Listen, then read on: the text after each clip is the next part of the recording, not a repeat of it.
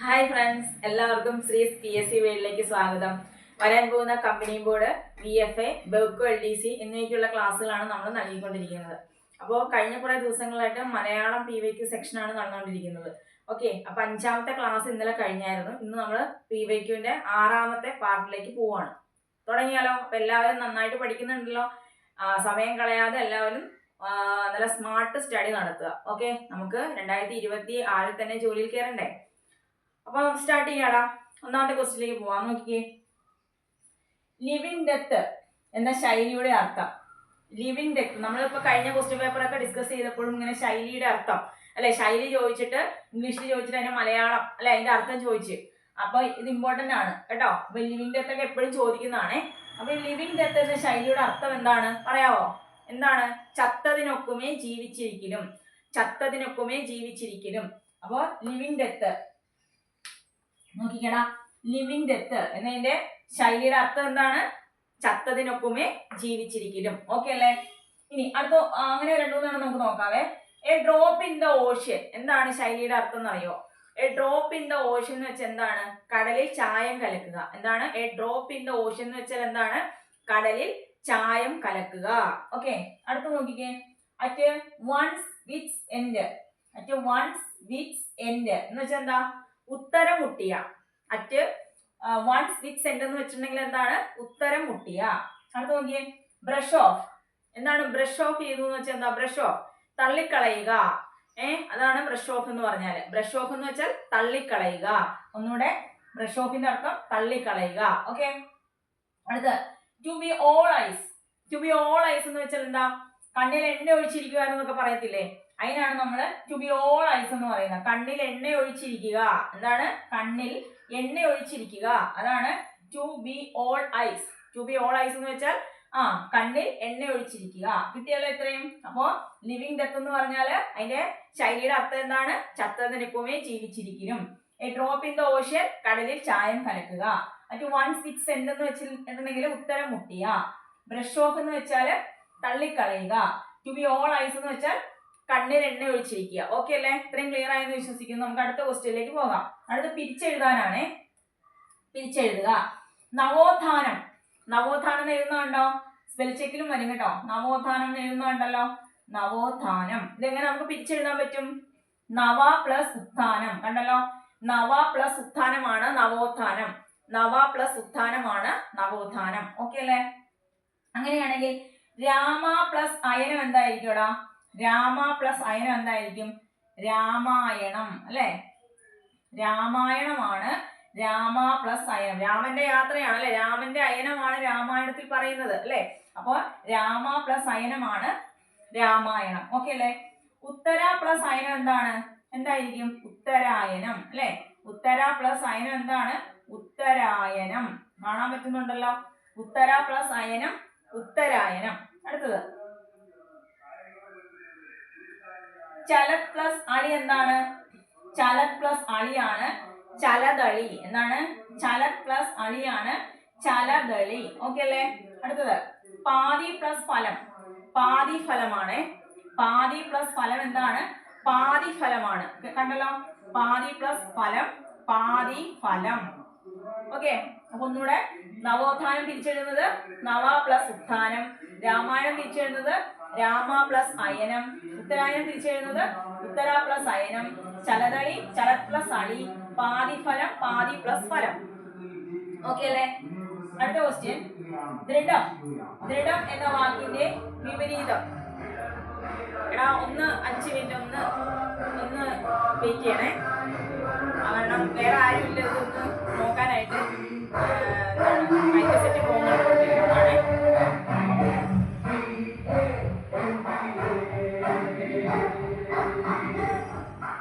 Tourism മേഖലയുടെ മുഖ്യ കേന്ദ്രമായ ആലപ്പുഴയിലെ നവോത്ഥാനം ഏതാന്ന് പറഞ്ഞ ദൃഢം. ദൃഢത്തിന്റെ വിപരീതം എന്താ? ശിഥിലമാണ് കേട്ടോ. ദൃഢം വിപരീതം ശിഥിലമാണ്. അടുത്ത കുറച്ച് വാക്കുകൾ നോക്കാം. ഓജം. ഓജത്തിന്റെ വിപരീതം എന്താണ്? യുഗ്മമാണ്. ഓജം യുഗ്മമാണ്. ഓക്കെ, ഓതം എന്ന് വെച്ചാൽ എന്താ ഓപ്പോസിറ്റ്? ക്രോധമാണ്. ഓതം ക്രോധം. സമ്മതി ദുർമതിയാണ്. സമ്മതി ദുർമതിയാണ്. ഒന്നുകൂടെ, ദൃഢം ശിഥിലം, ഓജം യുഗ്മം, ഓദം പ്രോദം, സമ്മതി ദുർമതി. ഓക്കെ അല്ലേ? അടുത്ത ക്വസ്റ്റ്യൻ അതിന്റെ ഓർമ്മ കൂടെ ഉണ്ട്. പ്രാക്തനം. പ്രാക്തനം അതിന്റെ ഓപ്പോസിറ്റ് എന്താ? അനുനാദനം. എന്താണ് പ്രാക്തനം? ഓപ്പോസിറ്റ് എന്താണ്? അനുനാദനം. ഓക്കെ അല്ലേ? അപ്പൊ അത് കിട്ടിയെന്ന് വിശ്വസിക്കുന്നേ. ഇനി അടുത്ത 4ാമത്തെ ക്വസ്റ്റ്യൻ സ്പെൽ ചെക്കാണ്. കവയിത്രി എപ്പോഴും ചോദിക്കുന്നതാണ് അല്ലെ? ഇതൊന്ന് പഠിച്ചു വെച്ചേക്കണേ. കവയത്രി എന്ന് എഴുതുന്നത് എങ്ങനെയാണ്? ചിലപ്പോൾ ഇങ്ങനെയൊക്കെ തരും. കവി ഈ ത്രി ഇങ്ങനെ തരും. തെറ്റാണ്. പിന്നെ ഇങ്ങനെ തരും. കവ യാത്രി ഇങ്ങനെ തരും. ഇതും തെറ്റാണ്. എങ്ങനെയാണ് ശരിക്കുള്ള കവയിത്രി എഴുതുന്നത്? എങ്ങനെയാണ്? കവ ഈ ത്രി അല്ലെ? യായ്ക്കും ത്രീക്കും വള്ളി. അടുത്തടുത്ത 2 അക്ഷരങ്ങൾക്കാണ് ഇവിടെ വള്ളി വരുന്നത് അല്ലെ? കവ ഇത്രി. ശരിയായ പദം കവ ഇത്രി. നോക്കി വെച്ചേക്കണേ. അടുത്തത് മനസാക്ഷി എഴുതുന്നത് കണ്ടല്ലോ. ഒരു സായല്ല, 2 സാ വേണം. കായും ഷായും കൂടെ ചേർന്ന് ഇക്ഷായാണ് കേട്ടോ. മനസാക്ഷി. മനസാക്ഷി എങ്ങനെ എഴുതുന്നത് കണ്ടല്ലോ. മനസാക്ഷി. ഓക്കെ. ദെൻ രൂപവൽക്കരിക്കുക. ഇവിടെ ഒരു ചന്ദ്രക്കലയുണ്ട്. രൂപവൽക്കരിക്കുക എന്നല്ല പറയേണ്ടത്, നമ്മൾ രൂപവൽക്കരിക്കുക എന്നാ പറയുന്നത് കേട്ടോ. രൂപവൽക്കരിക്കുക. ദെൻ സാമുദായികം കണ്ടല്ലോ. സാമുദായികം.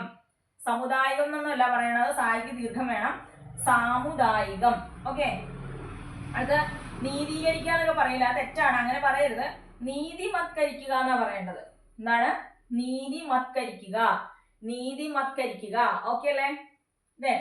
അപ്പൊ ഒന്നുകൂടെ ഏതാണ് പറഞ്ഞത്? കവയിത്രി, മനസാക്ഷി, രൂപവൽക്കരിക്കുക, സാമുദായികം, നീതിമത്കരിക്കുക. ഓക്കെ അല്ലേ? അടുത്ത ക്വസ്റ്റ്യൻ ആണ്. വാരി പര്യായമായിട്ട് വരുന്ന വാക്ക് ഈ ഓപ്ഷനിൽ നമ്മൾ എടുത്തെഴുതണം. വാരി പര്യായമായിട്ട് വരുന്ന വാക്ക് ഏതാണ്? സമുദ്രത്തിന് പര്യായമായത് വാരി എന്ന സമുദ്രത്തിന് അർത്ഥം ഉണ്ടോ? ഇല്ല. തിരമാലയ്ക്ക് വാരി എന്നൊരു അർത്ഥം ഇല്ല. വേരിക്കും ഇല്ല അല്ലെ? അപ്പൊ ഇതൊന്നും അല്ല ആൻസർ. ഏതാണ് വരുന്നത് ആൻസർ? ജലം. ജലത്തിന്റെ പര്യായപദമാണ് വാരി. ഓക്കെ. എന്താണ്? ജലത്തിന്റെ പര്യായപദമായിട്ട് വരുന്നതാണ് ഇവിടെ വാരി. ഓക്കെ. നമുക്ക് നോക്കാം ജലത്തിന്റെ എന്താണ് പര്യായപദങ്ങൾ നോക്കാം നമുക്ക്. അമ്പു, സലിലം, തോയം. അമ്പു, സലിലം, തോയം. അമ്പു, സലിലം, തോയം. ഓക്കെ. അപ്പൊ നമ്മള് പഠിക്കുന്നതാണ്. സലിലവും തോയം ഒക്കെ നമ്മൾ സ്കൂളിലേ പഠിക്കുന്നതാണ് അല്ലെ? സ്കൂളിലൊക്കെ പഠിച്ചിട്ടുണ്ട് നമ്മള്. അപ്പൊ അമ്പു, സലിലം, തോയം ഒക്കെ എന്താണ്? ജലമാണെന്ന് ഓർക്കുക. അതുപോലെ ഇപ്പൊ വാരിയും കൂടെ കിട്ടിയല്ലോ കേട്ടോ. വാരി. അത് കടല്. അർണവം, അമ്പുതി, അബ്ദി. കടലിന്റെ പര്യായപദം എന്താണ്? അർണവം, അമ്പുതി, അബ്ദി. ഓക്കെ. അർണവം, അമ്പുതി, അബ്ദി കടലാണ്. ദെൻ പുത്രി. പുത്രിയുടെ പര്യായപദങ്ങള് ആത്മജ, സുത, തനയ. ഓക്കെ. ആത്മജ, സുത, തനയ. ആത്മജ, സുത, തനയ പുത്രിയാണ്. ദെൻ തിര. തിരയുടെ പര്യായപദങ്ങളാണ് അല, തരംഗം, വീചി. ഓക്കെ. എന്താണ് തിരയുടെ പര്യായപദങ്ങൾ ഏതൊക്കെയാണ്? അല, തരംഗം, വീചി. അല, തരംഗം, വീചി. കിട്ടിയോ? അപ്പൊ ഒന്നുകൂടെ നോക്കാം നമുക്ക്. ജലം പര്യായപദം എന്താണ്? അമ്പു, സലിലം, തോയം, പിന്നെ വാരി. ഓക്കെ. കടലാണെങ്കിൽ അർണവം, അമ്പുതി, അബ്ദി. പുത്രിയാണെങ്കിൽ ആത്മജ, സുത, തനയ. തിരയാണെങ്കിൽ അല, തരംഗം, വീചി. ഓക്കെ അല്ലേ? അടുത്ത ക്വസ്റ്റ്യൻ നോക്കാം. ഒറ്റപ്പദമാണ്. വിജയത്തെ ഘോഷിക്കുന്ന യാത്ര. അതിന് നമ്മൾ എന്താ പറയുന്നത്? വിജയത്തെ ഘോഷിക്കുന്ന യാത്രയാണ് എന്ത്? ജൈത്രയാത്ര. അവിടെ എഴുതി കാണാൻ പറ്റുമോ?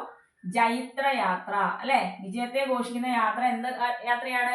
അതാണ് ജൈത്രയാത്ര കേട്ടോ. ജൈത്രയാത്ര. ഓക്കെ അല്ലേ? അങ്ങനെയാണെങ്കിൽ കുറച്ച് നോക്കാം നമുക്ക്.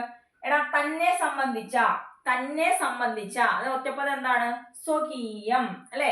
തന്നെ സംബന്ധിച്ച എന്നുള്ളതിന്റെ ഒറ്റപ്പദം എന്താണ്? സ്വകീയമാണ്. സ്വകീയം. ആശ നശിച്ചവൻ ആരാണ്?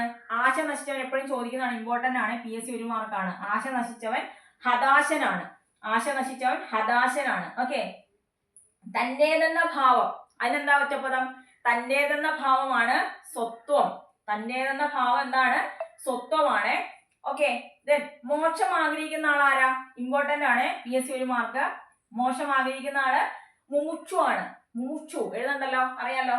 മോക്ഷം ആഗ്രഹിക്കുന്ന ആൾ ആരാടാ? മുമുക്ഷു ആണ്. ഒന്നുകൂടെ നോക്കിയേ. വിജയത്തെ ഘോഷിക്കുന്ന യാത്ര ജൈത്രയാത്ര. തന്നെ സംബന്ധിച്ച സ്വകീയം, ആശ നശിച്ചവൻ ഹതാശൻ, തന്റേതെന്ന ഭാവം സ്വത്വം, മോശം ആഗ്രഹിക്കുന്ന ആള് മൂച്ചു. ഓക്കെ അല്ലേ? അപ്പൊ നമുക്ക് ആദ്യം മുതൽ ഒന്നുകൂടെ നോക്കാം.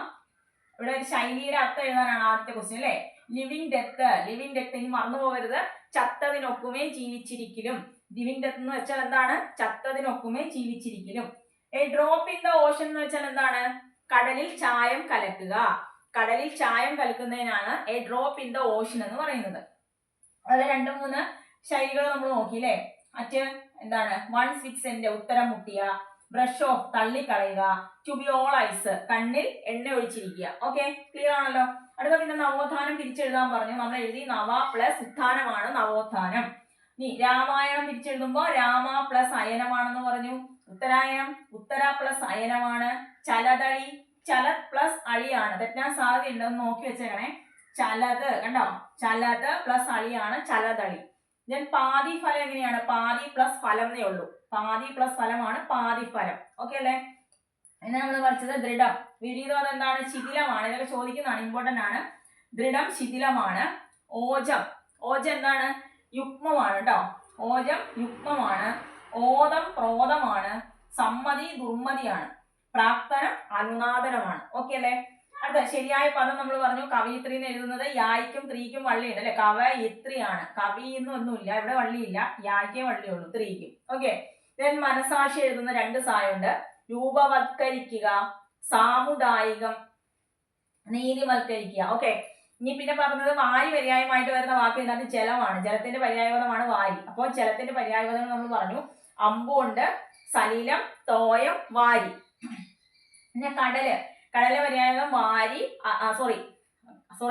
അർണവം, അമ്പുതി, അബ്ദി. അർണവം, അമ്പുതി, അബ്ദിയാണ്. പുത്രിയുടെ പര്യായപദം എന്താണ്? ആത്മജ, സുധ, തനയ. ആത്മജ, സുധ, തനയ. തിര, അല, തരംഗം, ബീജി. തിരയുടെ പര്യായപദം എന്താണ്? അല, തരംഗം, ബീജി. അല, തരംഗം, ബീജി. പിന്നെ നമ്മള് പറഞ്ഞത് ഒറ്റപ്പദമാണ് അല്ലെ. വിജയത്തെ ഘോഷിക്കുന്ന യാത്ര. എന്താണ് അതിന്റെ ഒറ്റപ്പദം? വിജയത്തെ ഘോഷിക്കുന്ന യാത്രയാണ് ഏതാണ്? ജൈത്രയാത്ര കേട്ടോ. വിജയത്തെ ഘോഷിക്കുന്ന യാത്രയാണ് ജൈത്രയാത്ര. ഓക്കെ അല്ലേ? തന്നെ സംബന്ധിച്ച അതിന്റെ ഒറ്റപ്പദം എന്താ? സ്വകീയമാണ്. തന്നെ സംബന്ധിച്ച സ്വകീയമാണ്. ആശ നശിച്ചവൻ ഹതാശനാണ്. തന്റേതെന്ന ഭാവം സ്വത്വമാണ്. ദെൻ മോശം ആഗ്രഹിക്കുന്ന ആള് മൂക്ഷുവാണ്. ഓക്കെ. അപ്പൊ ഇത്രയും ക്വസ്റ്റ്യൻസ് ഇത് PYQ ആണ്. അറിയാലോ, അത്രയും ഇമ്പോർട്ടൻസ് കൊടുത്ത് പഠിക്കണം. അതാണ് നമ്മൾ വിത്ത് റിലേറ്റഡ് ഫാക്ട്സ് പഠിക്കുന്നത് കേട്ടോ. അപ്പൊ അതിന്റെ PYQ ചെയ്യുന്നതിന്റെ ഒരു നിങ്ങൾക്ക് അറിയാലോ എന്തോരം പ്രാധാന്യമുണ്ട് PYQ. മലയാളം ഇംഗ്ലീഷൊക്കെ മിക്കുന്നത് തന്നെ PYQ ആണ് കയറി വരുന്നത് അല്ലേ. അപ്പോൾ റിപ്പീറ്റഡ് ആയിട്ട് ചോദിക്കുന്ന ക്വസ്റ്റ്യൻസ് നിങ്ങൾ ഊന്നൽ കൊടുത്ത് പഠിക്കുക കേട്ടോ. PYQസിന് നമ്മൾ നന്നായിട്ട് ഊന്നൽ കൊടുക്കണം. അതിന് റിലേറ്റഡ് ഫാക്ട്സും പഠിച്ചു വെക്കുക. ഓക്കെ. തൽക്കാലം ഞാൻ വൈൻഡപ്പ് ചെയ്യാണ്. പിന്നെ നിങ്ങൾക്ക് ക്ലാസ് ഇഷ്ടപ്പെടുകയാണെങ്കിൽ ലൈക്ക് ചെയ്യുക, അതുപോലെ ഷെയർ ചെയ്യുക.